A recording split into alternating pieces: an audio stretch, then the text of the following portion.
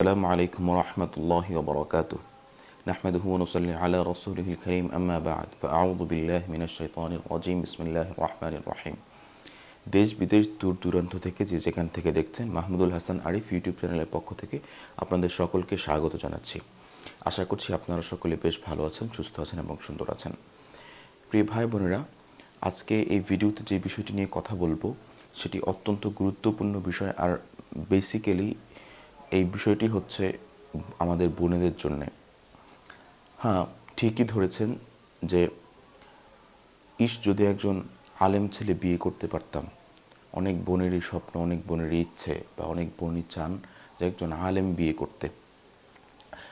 একজন আলেম বিয়ে করার অর্থই হচ্ছে যে সে দিনদার হবেন এবং তার মধ্যে যথেষ্ট পরিমাণে তাকওয়া থাকবে, তার মধ্যে যথেষ্ট পরিমাণে আমানতদারিতা থাকবে, তার মধ্যে যথেষ্ট পরিমাণে ওয়াদা রক্ষা করার মন মানসিকতা থাকবে। কিন্তু দুঃখের বিষয় হলেও এটাই বাস্তবতা যে এখন আপনি যদি লিটারেলি আলেম শব্দের অর্থ যা, বা দাওরা পাশ করা বা কামিল পাশ করা, এরকম আপনি যদি প্রত্যেকটা মানুষকে এরকম মনে করেন তাহলে আপনি চরম ভুলের মধ্যে আছেন। ঠিক আছে, আমি তো বলবো যে দাওরা পাশ বলেন বা কামিল পাশ বলেন, এর মধ্যে থেকে শুধুমাত্র 20% অর্থাৎ 120 জন মানুষ মোটামুটিভাবে নিজেকে তাকওয়া রক্ষা করা, নিজের ওয়াদা রক্ষা করা, নিজের লেনদেন রক্ষা করার চেষ্টা করেন। ঠিক আছে, বাস্তবতা হচ্ছে যে যারা আলেম হচ্ছে, আপনার দাওরা হোক বা কামিল হোক, ম্যাক্সিমামই একটা পর্যায়ে গিয়ে আপনার হচ্ছে বাস্তবতা না থাকার কারণে, বাস্তবতা না জানার কারণে একটা পর্যায়ে গিয়ে হতাশ হয়ে যান এবং একটা পর্যায়ে গিয়ে তাদের সামনে যেটা আছে সেটাই করা শুরু করেন এবং না ইসলামের দিকে খেয়াল রাখেন, না তাদের পারিবারিক যে মূল্যবোধ সেটার দিকে খেয়াল রাখেন, না হচ্ছে ইসলামের যে শিক্ষা, ওয়াদা রক্ষা করা, আমানতদারিতা, তারপর হচ্ছে সত্যবাদিতা, এই বিষয়গুলোর দিকে লক্ষ্য করেন।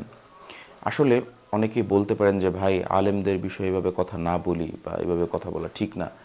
ভাই দেখুন, আমি আলেম না, ঠিক আছে, বা আলেম হওয়াটাকে, মানুষ আলেম হতেই হবে এটাকে আমি প্রাধান্যও দিই না। ঠিক আছে, এখন বর্তমান যুগ অনুযায়ী বা শেষ জামানা অনুযায়ী সবচেয়ে বেশি যেটা প্রয়োজন সেটা হচ্ছে ওয়াদা রক্ষা করা, আমানতদারিতা রক্ষা করা এবং হচ্ছে লয়াল থাকা, মানুষের সাথে সত্যবাদিতা রক্ষা করা। এই বিষয়গুলো অত্যন্ত বেশি জরুরি।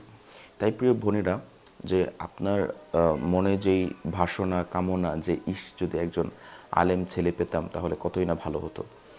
আপনার এর চেয়ে বেশি ভালো আপনি একজন আলেম বিয়ে না করে আপনি যদি অ্যাজ ইউজুয়াল একজন সাধারণ ভালো মানুষ পান, সেটা অনেক বেশি ভালো। ঠিক আছে, আর আলেম যদি ভালো মানুষ পান তাহলে তো আলহামদুলিল্লাহ। তবে আমি মূলত এই ভিডিওর মূল উদ্দেশ্যই হচ্ছে যে আলেম হলেই যে আপনাকে বিয়ে করতে হবে আর সে যে দোজে দোয়া তুলসী পাতা হবে, সে যে অনেক ভালো মানুষ হবে, এমন কোনো কথা নেই। বরঞ্চ হিতে বিপরীত অনেক কেস আছে। দেখা গেছে আলেম বিয়ে করেছে, তার চরিত্র খারাপ, তার হচ্ছে লেনদেন খারাপ, তার হচ্ছে কমিটমেন্ট ঠিক নাই, ওয়াদা ঠিক নাই, কথায় কথায় ওয়াদা ভঙ্গ করে, স্ত্রীর হক ঠিক মতো আদায় করে না। ঠিক আছে, আবার অনেকে আছে পরকীয়াও করে, এরকম কেসও অনেকে আছে। ঠিক আছে, তাই আমাদেরকে কিন্তু শুধুমাত্র একদিক বিবেচনা করলে চলবে না, সব দিকে বিবেচনা করতে হবে। আবার অনেক সময় দেখা গেছে আপনি এক পরিবেশে থাকছেন, আপনি যাকে বিয়ে করছেন যে আলেম সাহেব, তিনি আরেক পরিবেশে ছিলেন। ঠিক আছে, এখন তার সাথে খাপ খাইয়ে নেওয়াটা আপনার জন্য খুব বেশি মুশকিল হয়ে যাচ্ছে। তাই সব দিক দিয়ে বিবেচনা করে শুধুমাত্র আলেম হলেই যে আপনি যেই পরিবেশে ছিলেন সেই পরিবেশ অনুযায়ী যে আপনাকে ওইভাবে রাখতে পারবে, ওইভাবে ভালোভাবে রাখতে পারবে, আপনি তাকেই বিয়ে করবেন, এটাই তো স্বাভাবিক, তাই না? কিন্তু আপনি দেখা গেছে একজন আলেম, তিনি মাদ্রাসা মসজিদের পরিবেশে ছিলেন বা তিনি একভাবে ছিলেন, এখন আপনি সবসময় আরেকভাবে ছিলেন। এখন আপনি যদি তার সাথে বিয়ে করেন, একটা সময় দেখা যাবে যে এই পরিবেশগত কারণে একসময় অনেক ধরনের প্রবলেম সৃষ্টি হবে। ঠিক আছে, তাই সব দিক দিয়ে বিবেচনা রাখতে হবে। শুধুমাত্র যে আলেম হলে তাকে একেবারে শতভাগ প্রায়োরিটি দিতে হবে, তাকে সবার আগে স্থান দিতে হবে এমন কোনো কথা নেই। ঠিক আছে, বাট আলেমদের অবশ্যই সম্মান করতে হবে। সেটা যেই অ্যাভারেজ বা জেনারেলি যদি বলি সাধারণভাবে, অবশ্যই আমাদেরকে আলেমদের সম্মান করতে হবে। কিন্তু এই ক্ষেত্রে, বিয়ের ক্ষেত্রে শুধুমাত্র আলেম হলে যে তাকে আপনার বিয়ে করতে হবে, বা টুপি, দাড়ি, জুব্বা, পাগড়ি এসব দেখে, তাহলে আপনি চরম ভুল করবেন এবং একটা সময় দেখা যাবে যে আপনি না কারোর কাছে কিছু বলতে পারছেন না আপনি সহ্য করতে পারছেন, ঠিক আছে? আপনার দুনিয়াটাও জাহান্নাম হয়ে যাবে, আখিরাতটাও জাহান্নাম হয়ে যাবে। ভালো থাকবেন, সকলের কাছে দোয়া চাই। কথাগুলো যদি আপনার বাস্তব জীবনের সাথে আপনার বাস্তব জীবনে একটু হলেও প্রভাব ফেলে থাকে, অবশ্যই আপনি মতামত দিয়ে জানাবেন যে এই বিষয়ে আপনার মতামত কী, এবং আপনার যদি এই রিলেটেড কোনো ঘটনা থেকে থাকে আপনি আমাদের সাথে কমেন্ট বক্সে শেয়ার করতে পারেন, আমরা সেটা ইনশাল্লাহ প্রচার করার চেষ্টা করব। সকলের কাছে দোয়া চাই। আসসালামু আলাইকুম রহমতুল্লাহি ওয়া বারাকাতুহু।